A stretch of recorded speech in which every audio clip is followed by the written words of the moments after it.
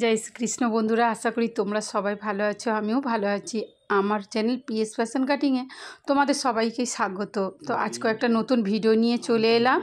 দেখো তোমরা যে ব্লাউজটা দেখছো এটা 38 সাইজ ব্রাকাট ব্লাউজ। এই ব্লাউজটা আজকে স্টেপ বাই স্টেপ তোমাদেরকে কাটিং করে দেখাবো। তো ভিডিওটা শেষ পর্যন্ত দেখবে, আশা করি তোমাদের ভালো লাগবে। তোমরাও ঘরে বসে নিজের জন্য বা কাস্টমারের জন্য যদি এরকম ব্লাউজ তৈরি করতে চাও তাহলে ভিডিওটা শেষ পর্যন্ত তোমাদের দেখতে হবে। তো চলো ভিডিওটা শুরু করি, আমার সঙ্গে থাকো, সাথে থাকো। ব্লাউজটা কাটিং করার জন্য আমি এখানে 1 মিটার লাইনিং নিয়েছি।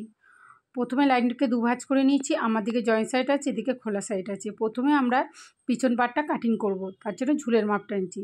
দেখো ঝুল আছে আমার এখানে 13.5, তো 14.5-তে আমি দুটো পয়েন্ট করে দাগটা সমান করে নেব।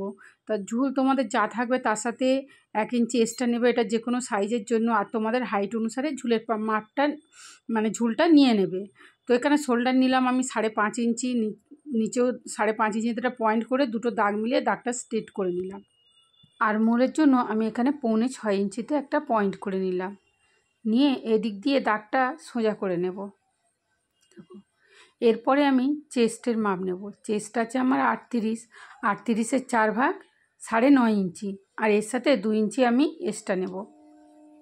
এবার কোমর আছে আমার 30-এর 4 ভাগ নেব 7.5, তার সাথে 1 ইঞ্চি টেকিন আর 2 ইঞ্চি এক্সট্রা। এবার উপরের পয়েন্ট আর নিচের পয়েন্ট মিলিয়ে দাগগুলো সমান করে নেব। আর খেয়াল করে রাখবে টেকিনের পয়েন্টটা যেন ভিতর দিকে থাকে।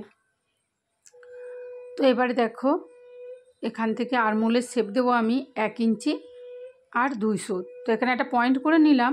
আর আরমোল যতটা আছে এটাকে ভেঙে মিডিল থেকে এই পয়েন্টটা ছুঁয়ে আরমোলের দাগ মানে শেপটা দিয়ে নেবো। আর নিচের দিক দিয়ে এদিকে একটু নামিয়ে দেবো। এটা কিন্তু সব সাইজের জন্য একই নিয়ম থাকবে। আরমোলের যা আরমোল থাকবে সেটাকে ভেঙে তার মিডিল থেকে শেপটা আস্তে আস্তে দিতে হবে। তো এখানে দেখো 8 ইঞ্চি আছে, কারণ আরমোলের গোলাইটা আমার 16 ইঞ্চি, তার হাফ 8 ইঞ্চি।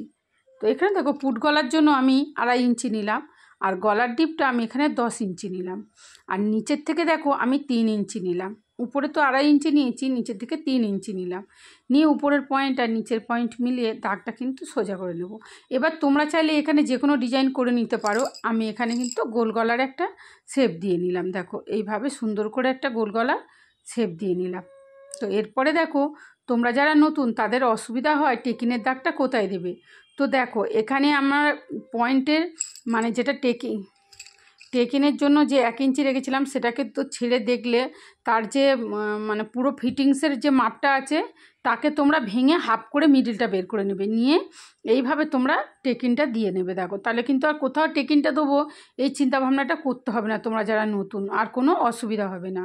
দেখো এর মধ্যে একটা কাট লাগিয়ে নিলাম, তাহলে কিন্তু আমাদের টেকিনটা কিন্তু সমান সমান দুদিকে সমান সমান সেলাই হলে মানে ফিনিশিংটা খুব সুন্দর হবে।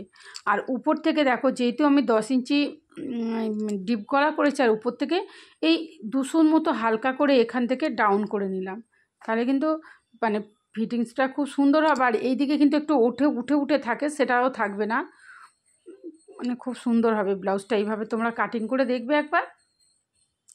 তো দেখো এখানে আমার ড্রয়িংটা হয়ে গেছে, পিছনের পাটটা আমার কাটিং করা হয়ে গেল।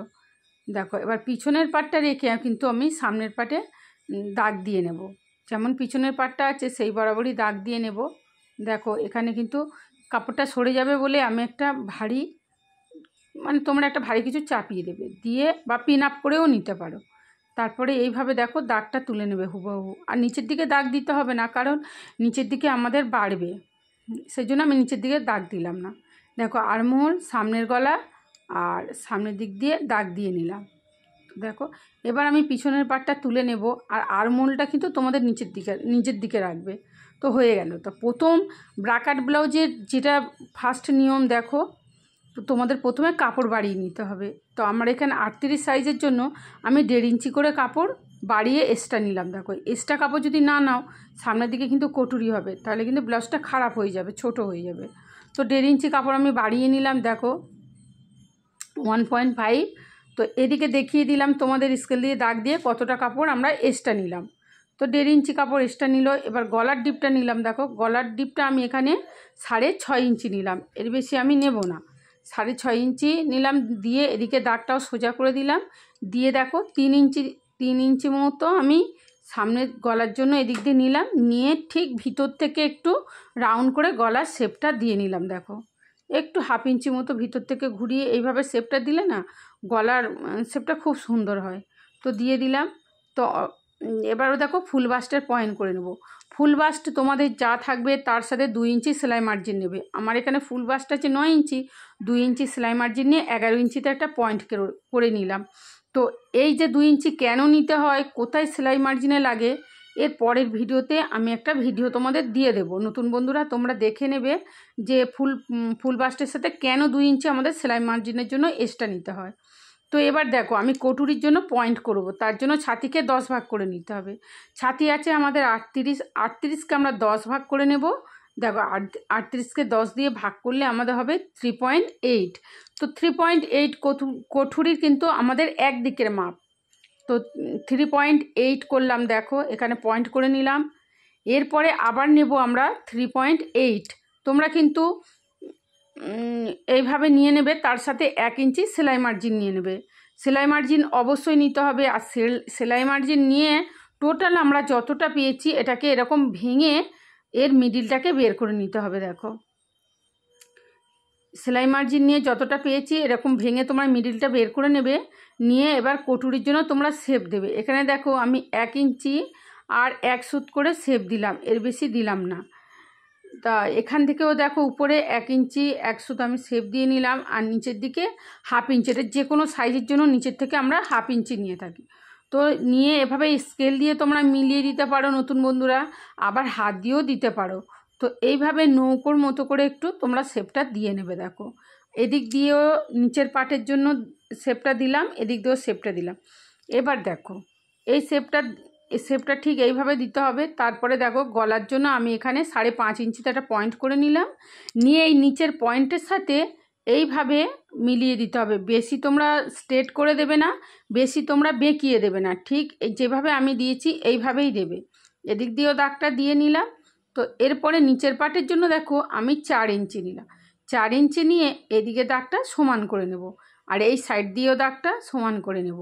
এরপরে দেখো এই সামনের দিক থেকে 1.25 ইঞ্চি মতো আমি শেপ দিয়ে নিলাম। 1.25 ইঞ্চির কমও দিয়েছি, মানে 1/2 ইঞ্চি মতো শেপ দিয়ে নিয়েছি। দেখো তো এদিক দিয়ে 1/2 ইঞ্চি মতো আমি শেপ দিয়ে নিলাম।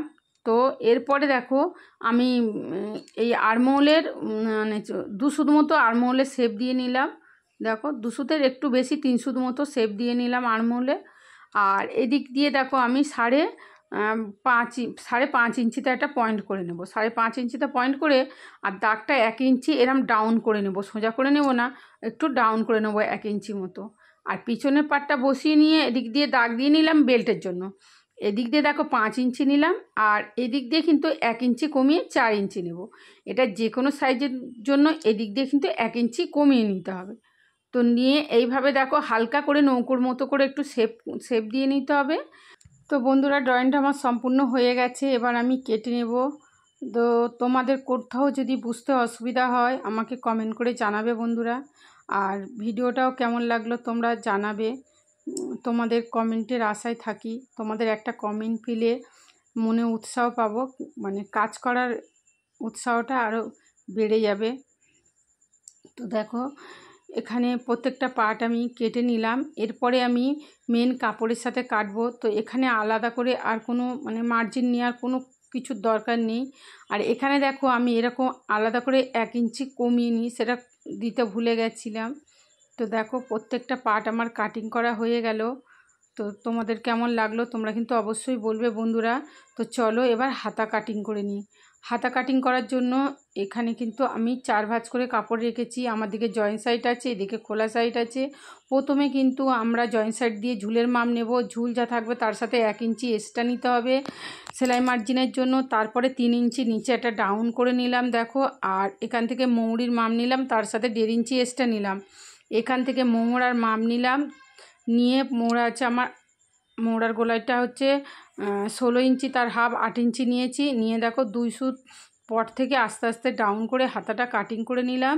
দিয়ে এখানে দেখো 1/2 ইঞ্চি মতো আমি তালপাটের শেপ দিয়ে নিলাম। তো হাতাটা কাটিং করা হয়ে গেল।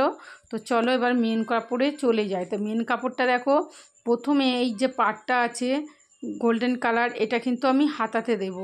যদি বেঁচে যায়, কোমরে এসে যায় তো কোমরে দিয়ে দেব। তো প্রথমে দেখো 4 ভাঁজ করে রাখবো, এটাকে 4 ভাঁজ করে রেখে এই যে হাতাটা জয়েন্ট সাইডের দিকে জয়েন্ট সাইডটা রাখবো, রেখে হাতাটা কাটিং করে নেব। আর একটু বাড়িয়ে রাখলাম কারণ আমার হাতাটায় জয়েন্ট দিতে হবে। তো এই দিক দিয়ে দেখো যেদিকে জয়েন্ট আছে সেই জয়েন্ট দিকে পিছনের পার্টটা রাখতে হবে, কারণ পিছন দিকে আমি তো কাটিং করব না, জয়েন্ট পার্টটা জয়েন্ট দিকে রাখতে হবে। বাদ বাকি কাপড়টা দেখো আমি এখানে ভাঁজ করে রাখলাম। আর প্রত্যেকটা পার্ট কিন্তু আমি এরকম সাজিয়ে নেব।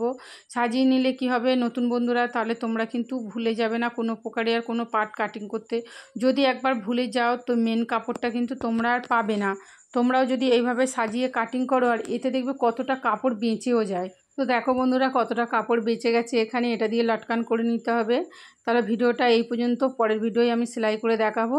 দেখা হবে পরের ভিডিওতে। জয় শ্রীকৃষ্ণ।